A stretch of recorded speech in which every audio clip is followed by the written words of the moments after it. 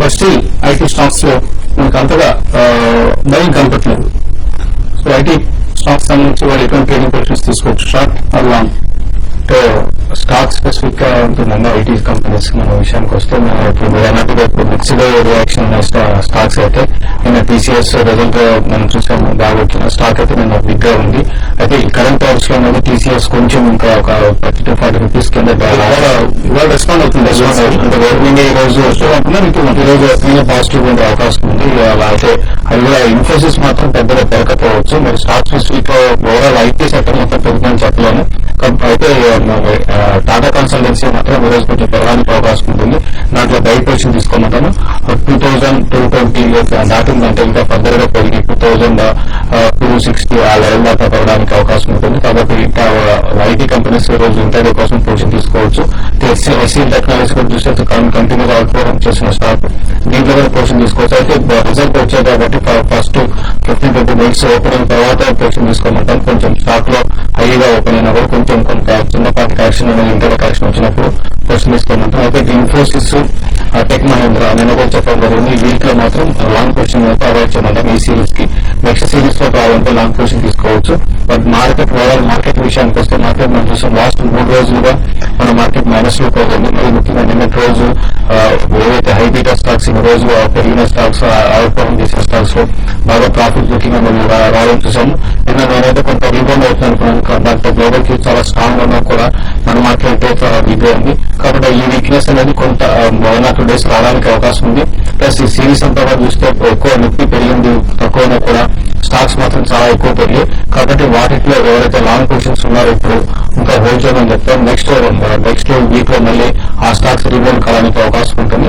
But overall market ఈ రోజు flat గా ఉంటుంది. ఈ రోజు నిఫ్టీ కానీ 6680 పైన సస్టైన్ కాలేదంటే మాత్రం మార్కెట్ లో సెల్లింగ్ ఉంటుంది. 6680 అనేది ఇంటర్డే సపోర్ట్. షార్ట్ టర్మ్ కోసం 666050 అనేది సపోర్ట్ ఉండే అవకాశం ఉందండి.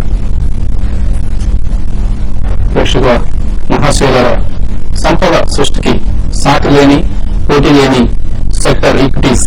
సో ఈక్విటీ ఇన్వెస్ట్మెంట్స్ పట్ల బిజినెస్ బ్రేక్ఫాస్ట్ షాప్ ఒకప్పుడు తెలుగు ఇన్వెస్టర్స్ ని అప్రమత్తం చేస్తున్న సంగతి మనకి తెలిసింది. ప్రొఫెసర్ శంకర్ వంకేట ఈ పేరు నేను కూడా ఫస్ట్ టైం వింటున్నాను వాళ్ళే. సో ది మిస్టీరియస్ ప్రొఫెసర్ అంటూ బిజినెస్ లో వార్త వచ్చింది. ఆయన ఏపీస్ నుంచి కూడా స్టాక్ మార్కెట్స్ లో అగ్రెసివ్ గా ఇన్వెస్ట్ చేస్తున్నారు. మనం వారన్ బఫెట్స్, రాకేష్ జుంజున్వాలా ఇటువంటి వ్యక్తులు తరచూ వింటూ ఉంటాం. చాలా లో ప్రొఫైల్ పర్సన్ శంకర్ వంకేకర్. ఆయన చాలా అగ్రెసివ్ గా ఇన్వెస్ట్ చేసిన విషయం, ఆయనకున్న ఇన్వెస్ట్మెంట్స్ మొత్తం ఈక్విటీస్ లో ఇన్వెస్ట్ చేశారు. ప్యాంట్లూన్స్ లాంటి ఒక కౌంటర్ ఆయన 80s లో ఆయన ఇన్వెస్ట్ చేసిన కౌంటర్ ఇది. $100 ఆయన పెట్టిన పెట్టుబడి 100 రెట్లైంది ప్యాంట్లూన్స్ లో ఆయన చేసిన ఇన్వెస్ట్మెంట్. ఆయన ఇన్వెస్ట్ చేసినప్పుడు Pantaloons is a loss making company, negative cash flows ఉన్న కంపెనీ, చాలా లో ప్రొఫైల్ కంపెనీ. కానీ దాని పొటెన్షియల్ ను ఆయన ఎస్టిమేట్ వేసి, ఆయన అంచనా వేసి ఆ కంపెనీలో ఇన్వెస్ట్ చేసి ఆయన పెట్టుబడిని 100 రెట్లు పెంచుకోగలిగారు. అలాగే యునైటెడ్ స్పిరిట్స్ లో ఆయనకున్న వాటా 15,40,000 షేర్లు ఉన్నాయి. దాని వాల్యూ ఇవాళ 500 కోట్ల రూపాయలు.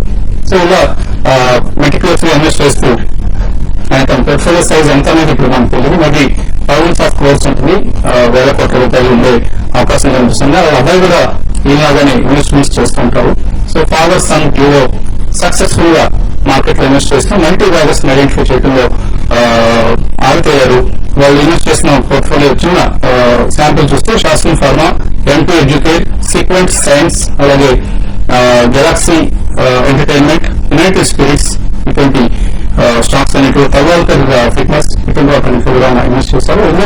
అన్లిస్టెడ్ కంపెనీస్ కూడా ముందు ఐడెంటిఫై చేసి పెట్టుకోవడం ఆయన ప్రత్యేకతగా చెప్తుంటారు. సో రాబోయేది సెక్యులర్ బుల్ మార్కెట్. ఎటువంటి బుల్ మార్కెట్ లో ఇలాంటి మరింత మంది మహోన్నత వ్యక్తుల గురించి మనం తెలుసుకోబోతున్నాం.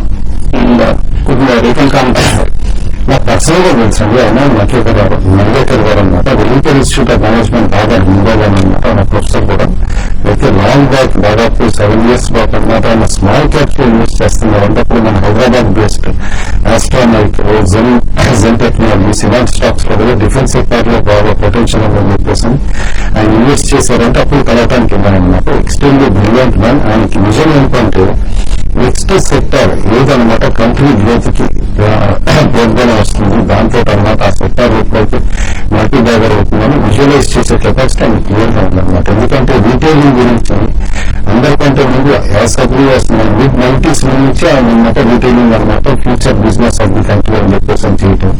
కాబట్టి ఎక్కువ ఎక్స్పోర్ట్ తీసుకుని సెక్టర్ యాజ్ ఆఫ్ ఆయన ఇనిషియల్లీ కూడా అనమాట చెప్పి ఇప్పుడు కూడా రిపీటెడ్ గా అనమాట చెప్తాను. ఎడ్యుకేషన్ ఒకటి కేర్ఫుల్ గా వాచ్ చేయమంటారు అనమాట. అందుకనే ఫస్ట్ ఎడ్యుకాంట్ కానీ ఇవన్నీ ఫెయిల్ అయినా కూడా అనమాట ఇంటూ ఎడ్యుకేట్ కానీ ఇంకా అన్లిస్టెడ్ 2-3 ఎడ్యుకేషన్ కంపెనీస్ లో కూడా ఇన్వెస్ట్ చేస్తున్నారు అనమాట. కాబట్టి ఎట్లా ప్లాన్ అయిపోతుంది సెక్టర్ అనేది చూడాలి. ఈ says once private universities foreign universities ఇవన్నీ కూడా ఇండియాలోకి టోటల్ గా అనమాట ఒక స్టేట్ అంటే గవర్నమెంట్ పాలసీ అంటే వాటిలో వచ్చన్నమాట ఎంట్రీ అయిన తర్వాత ఎడ్యుకేషన్ సెక్టర్ బాగా అభివృద్ధి చెప్పేసుకుంటారు.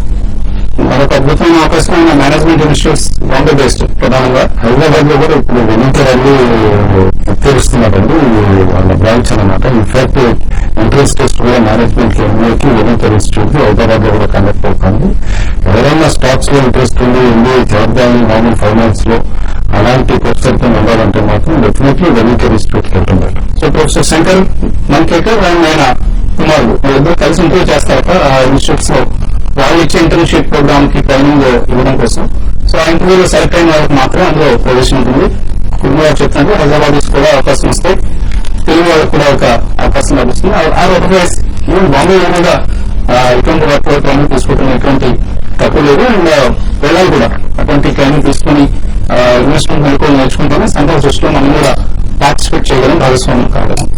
కాల్స్ తీసుకోవడం కాసేపు అవుతుంది.